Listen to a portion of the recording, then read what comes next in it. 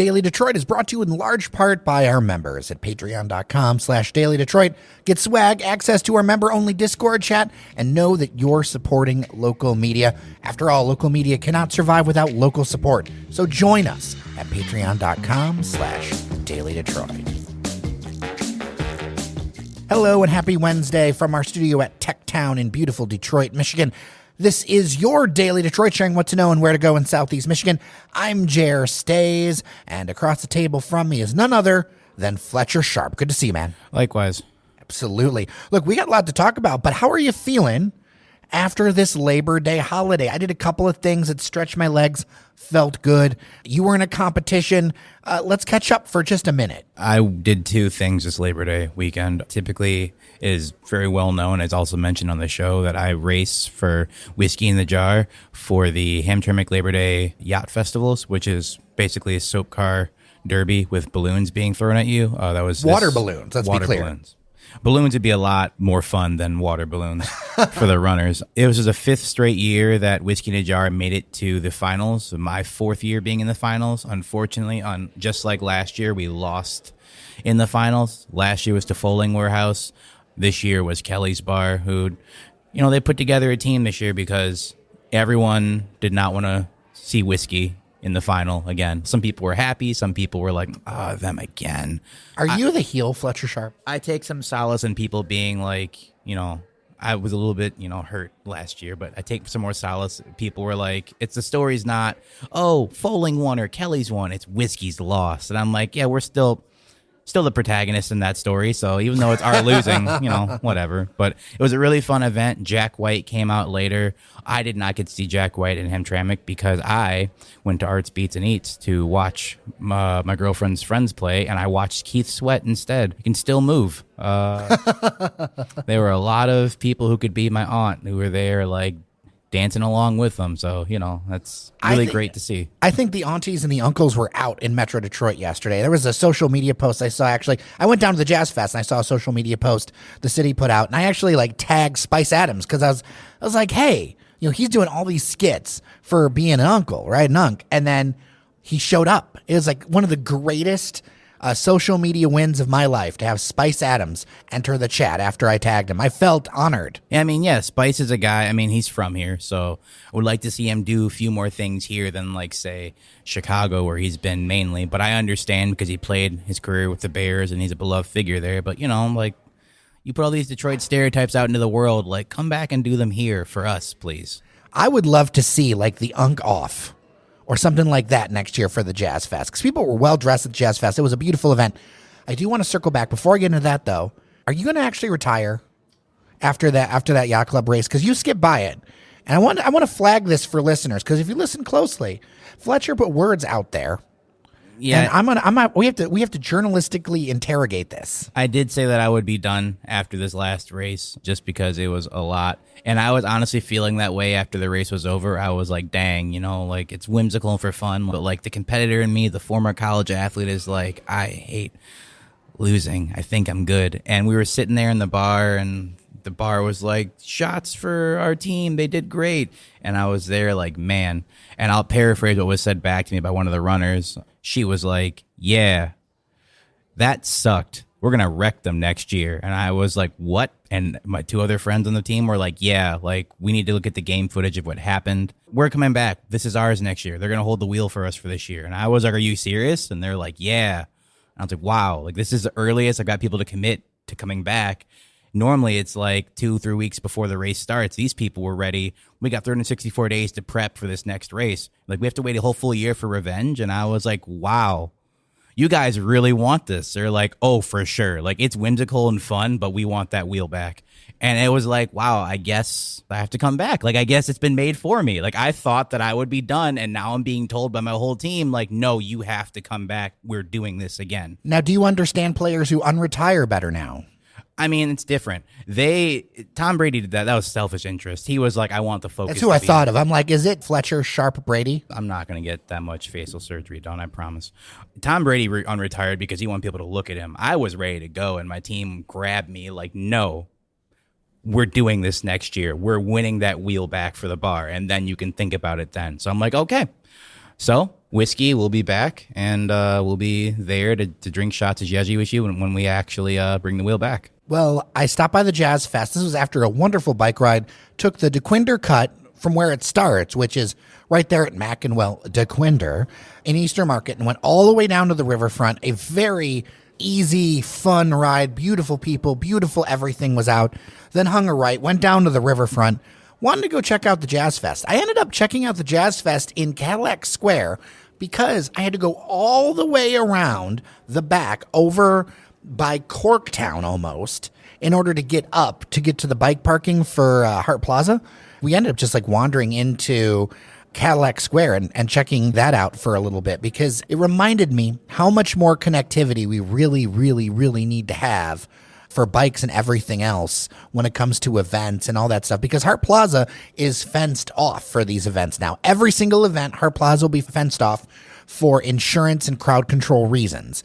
And if they're going to do that, I feel like there also needs to be like a little bit of better connectivity around it for those of us who, you know, come in different ways. Us locals who are part of this thing. It's like one thing if you're rolling down in your car, whatever. And by the way, the people are beautiful. And one of the things that I love about events like Jazz Fest, I love when couples are coordinated, but they're not matching. So for instance, you'd have like a woman and a man wearing both a color, but you know, they would be different. Or you would have, say, one person wearing palm trees and another person wearing palm trees, but it wasn't exactly the same. It was really nice to see. Like, people showed out. It was beautiful at the Jazz Fest. The people of Detroit are beautiful. I just wanted to shout that out. And then also just like, I hope for festivals in the future, we think more about that connectivity and not just like fences. I get that it has to happen. I get we're in the world we're in today, as much as it breaks my heart, especially with the events that happened last week at the State Fair and in Romulus and stuff like that. I get it, but I still think we need ways to like move people around, you know? From a consumer standpoint and like from someone who's like capitalism and like, I know why you need to have a fence there because you don't want people sneaking in who didn't pay. It's not fair. People are going to pay X amount of prices to get somewhere or to be around something and other people aren't. And they want to, I get that. But I do think it looks, especially on a free festival, because Jazz Fest is free. It looks a little ugly. I understand why. This is just me, just from an aesthetic standpoint. Like, it doesn't look great when you look at old pictures of these events and there's no fences and just free wood and people just moving around. And you get to this year and it's like, look, there's a stark, you know, people are here and then there's one thing and now they're not really over it. And to your point, I understand why. It's just, I don't like the way it looks, but what can you do at this point? It's 2024. Yeah. I do suggest, and we had a fabulous time, I do suggest going down the Dequindre Cut, biking all that area. Because if you live in Metro Detroit and you've not enjoyed those things yet, the clock is on. You know, we've got some time left in fall, obviously. I hate to say it, but to me, Labor Day is the end of summer to me. Although it's not officially the end of summer. It's kind of like when you swing back into things. Go check it out because it's such a gem. And if you live in Metro Detroit and haven't done it yet, it's really a good thing to do. Yeah, the weather starts changing after Labor Day weekend. While it's not the official ending of summer, like you start seeing more hoodies and flannels than you normally would.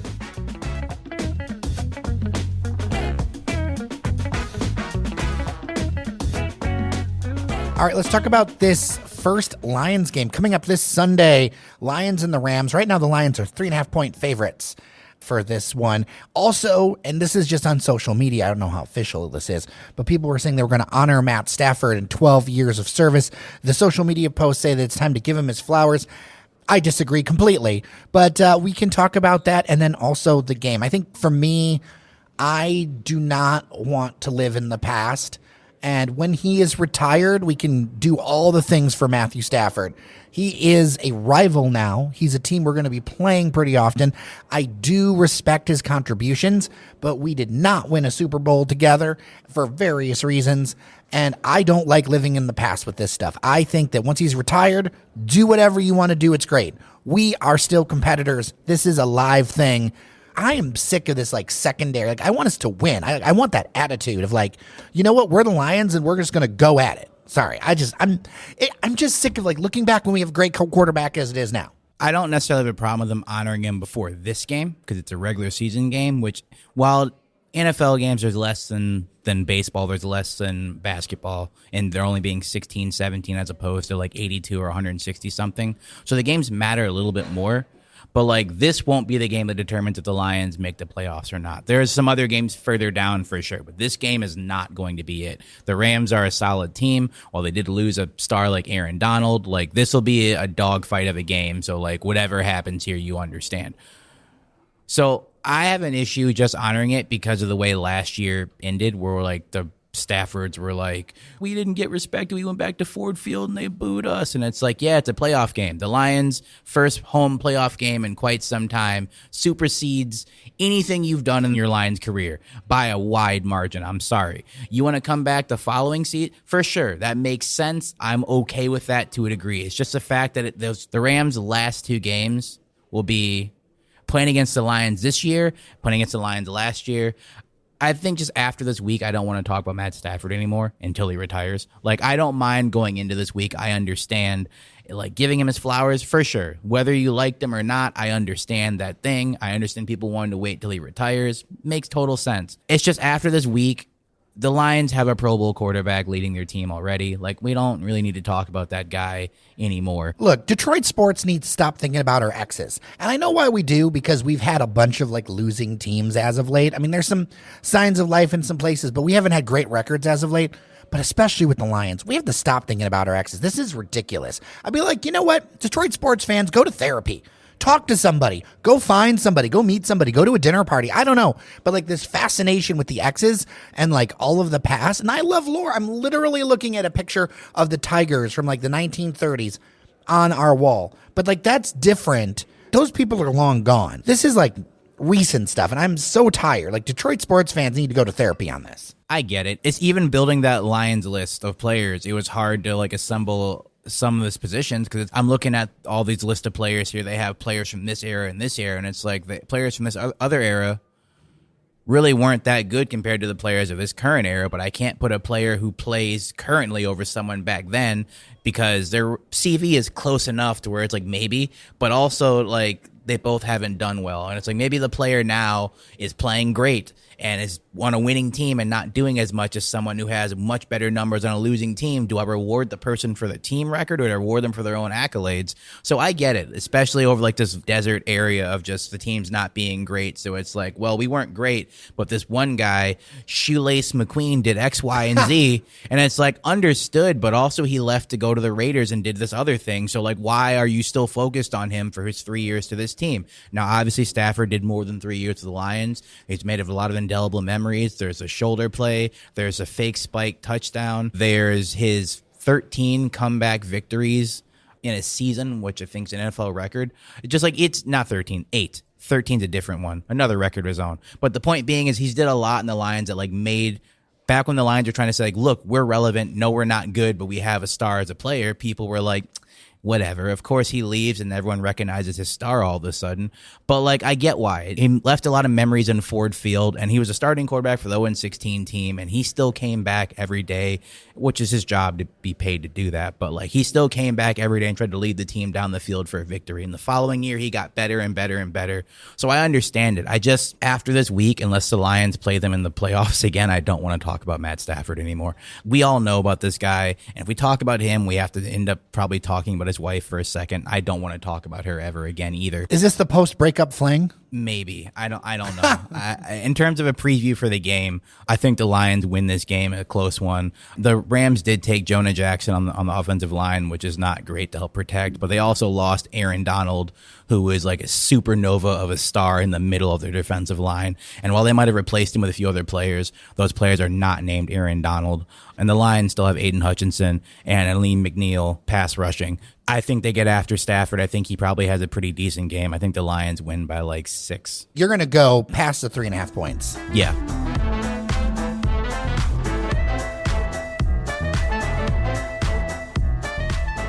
A little news before we go. Let's talk about marijuana in Michigan. Crane's Detroit Business is reporting that in July of 24, marijuana prices in Michigan hit historic lows, with the average cost of an ounce dropping to just under $80. This sparked the second largest sales month since 2019's legalization, totaling $286 million. The price drop more than 14% this year may be due to an oversupply of products and a quote-unquote Croptober preparations alongside competition from illicit market products. Despite these trends, some growers report rising prices, signs that we have a complex market. I'll put a link in the show notes. You know, Fletcher, whenever I see this data, and I've seen it for a while, I feel like one wild card is that we've got a couple of states nearby that have different laws than we do. Now, Ohio just recently legalized, but Illinois is still a thing. Indiana, there's some issues going on. And so being so close, I feel like that impacts our sales. But also, I know that we consume in this state a lot of marijuana. Yeah, my brother who lives in Cincinnati only wanted to visit because weed wasn't legal in Ohio. He's like, I got to get up and then we got to hang out sometime soon. And I'm like, yeah, for sure. And then they legalized it. And he's like, yeah, I'll come by maybe. And I was like, I knew exactly why you didn't want to come see me. I knew exactly why you wanted to come up here. And that's so diabolical. But all right, man, happy for you. But no, it's a lot of people in a lot of the border states just where weed was not legal. We're like, we got to go to Michigan and buy, which is obviously going to inflate the numbers. And it's at a point now, I saw another article where the state that consumed the most marijuana used to be California, and it's not. And you think of like a weed smoker, you think of some guy with his surfboard with his very long Californian accent, like bro, and this other stuff. Instead, now you got to think of like that Yooper accent, that Michigander who's like, you know, talking about, you know, oh, let me squeeze right by you as, you know, they're holding their bong. As Michigan is now the state that consumes the most weed. There's actually a farm in the state I forgot the city, but it's like towards the middle of the state. This farm by itself produced 100,000 pounds of marijuana just themselves to distribute solely within the state of Michigan, which is insane. It also makes sense why the prices are being so kind of weird, especially in the lower end, because the market's very saturated. And before it used to be like you go somewhere and it's like, oh, there's a coffee store here, there's a Caribou here, Starbucks here, local mom and pop coffee here. And now just on the east side alone, you go by Alter and turn left and it's like gas station, Morningside Circle, dispensary that burned down, vape shop, Jamaican food, dispensary, gas station, dispensary, somewhere else, dispensary. And it's like, how is this place still open? How are you not cannibalizing each other's profits? Like, this feels like the market is about to burst at some like awful point.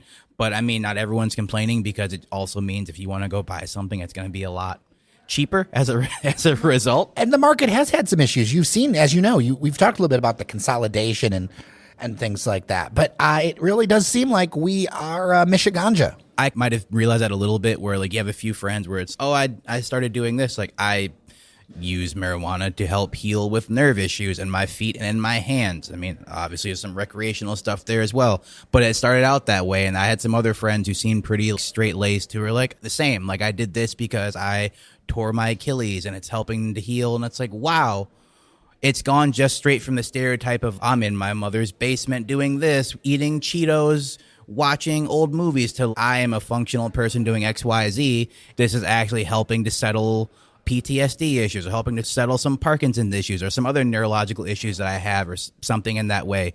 So like, I'm sure that also helped increase how much is bought and why it's bought, because it's not just for those people. It also is for the people who sit in their basement eating Cheetos, watching How High or another movie.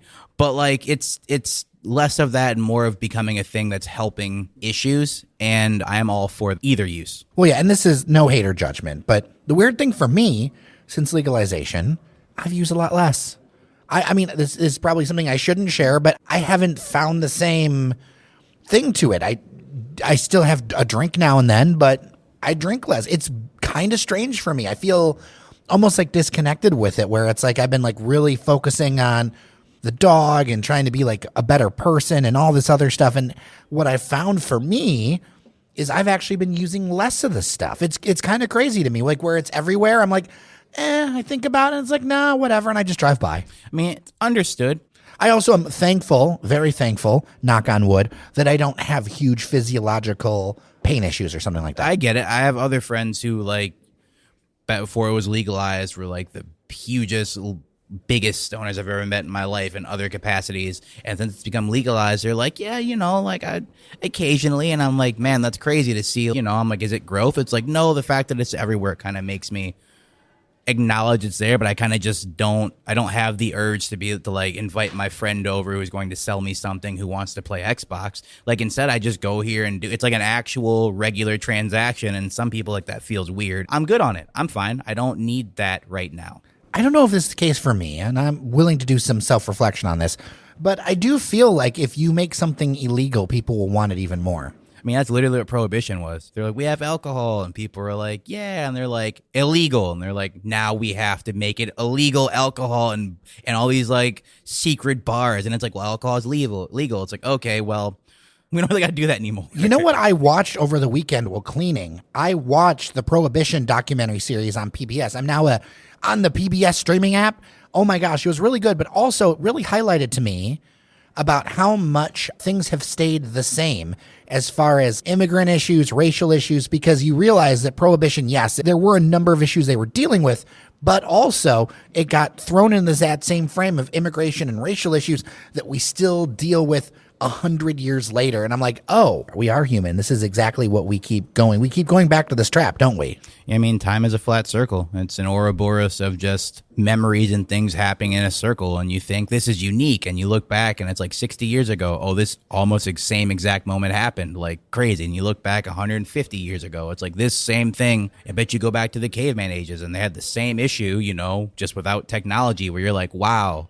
That's weird. And it's like, I bet you go back to amoebas and like, I probably, if they could get language out, dealt with the same issues. It's like, this amoeba couldn't be here because it's not supposed. It's like, all right, strange, but cool. So yeah, I mean, I'm sure in the 60, 80 years in the future, probably dealing with the same issues because again, time is a flat circle of memories that just eats its own tail. Well, if you want to talk about the flat circle of time or anything else, dailydetroit@gmail.com. That's dailydetroit@gmail.com. And thank you to our members, patreon.com/dailydetroit. With that, I'm Jer Stays. And I'm Fletcher Sharp. Remember that you are somebody, and we'll talk tomorrow.